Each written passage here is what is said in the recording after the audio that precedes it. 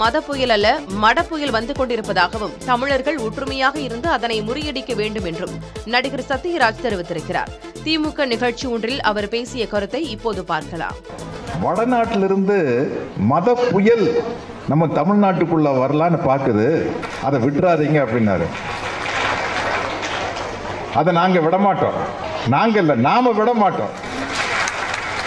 ஏன்னா தமிழ்நாட்டில் இருக்கிற மக்களுக்கெல்லாம் தெரியும், வடநாட்டுக்காரங்களுக்கு தான் அது மத புயல், இங்க இருக்கிறவங்களுக்கு அது மட புயல். ஏன்னா இங்க எல்லா மதத்தை சேர்ந்தவங்களும் அவ்வளவு ஒத்துமையா அண்ணன் தம்பியா பழகிட்டு இருக்கிறோம். மதத்தை சாராத என்னை போன்றவர்களும் எந்த மதத்தையும் சாராத என்னை போன்றவர்களும் தோழர் அருள்மொழி அவர்களும் நாங்க எல்லாருமே ஒண்ணு மண்ணாதான் பழகிட்டு இருக்கிறோம். அப்புறம் இங்க எப்படி மதத்தை வச்சு அரசியல் பண்ணவே முடியாது. அதனாலதான் சொல்றேன், அது மத புயல் அல்ல மட புயல்.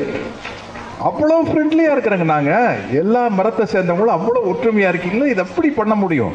இங்கு இந்து, முஸ்லீம், கிறிஸ்துவர்கள், கடவுள் நம்பிக்கை இல்லாதவர்கள், அனைத்து மதத்தை சேர்ந்தவர்களும் அனைத்து ஜாதியை சேர்ந்தவர்கள் நல்லபடியா ஒற்றுமையா இருக்கிறோம். இந்த ஒற்றுமை சீர்குலைந்து போகக்கூடாது. ஏன்னா நம்ம முன்னோக்கி தான் போகணும்.